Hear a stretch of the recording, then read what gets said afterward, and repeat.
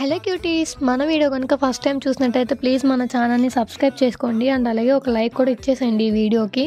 ఇంకా ఇది part 3 video. Part 1 part 2 చూసిన వాళ్ళకి అర్థమవుతుంది. ఇఫ్ ఇన్ కేస్ ఎవరైనా చూడని వాళ్ళు ఉంటే ఛానల్లోకి వెళ్ళి చెక్ చేసి పార్ట్ 1 పార్ట్ 2 కూడా చూసేయండి, కొంచెం సపోర్ట్ చేసేయండి. ఇంకా ఇక్కడైతే కర్రీ అయితే కుక్ అయిపోయిందండి. సో కొత్తిమీరతో అయితే గార్నిష్ చేస్తున్నాను. దమ్ము కూడా చాలా బాగా కుక్ అయింది. అదే ఇక్కడ టెస్ట్ చేస్తున్నాను అనమాట. పీసెస్ ఎలా ఉన్నాయి అసలు ఏంటి అని చెప్పి చూస్తున్నాను. బాగా కుక్ అట్లా అనేటప్పుడు స్మెల్ మాత్రం చాలా బాగా వచ్చిందండి. కాకపోతే లైట్గా కొంచెం అడుగంటింది, దానివల్లే అలా ఉంది. కానీ మిగతా టేస్ట్ మాత్రం చాలా బాగుంది. నాకు, మా వారికి, మా అత్తయ్యకి కూడా చాలా బాగా నచ్చింది. టేస్ట్ మాత్రం చాలా బాగుంది. మీకు ఎవరికైనా ఈ రెసిపీ కావాలి అనుకుంటే కామెంట్ చేయండి. ఫుల్ లెంత్ వీడియో అయితే అప్లోడ్ చేస్తాను.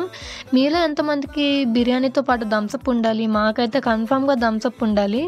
థమ్స్అప్ లేకుండా బిర్యానీ ఎలా కంప్లీట్ అవుతుంది? సో కంప్లీట్ అవ్వదు కదా, అందుకనే మేమైతే థమ్స్అప్తో కంప్లీట్ చేస్తాం. వీడియో నచ్చితే like, share, comment and subscribe. Please subscribe చేసుకోవచ్చు కదా. Bye bye.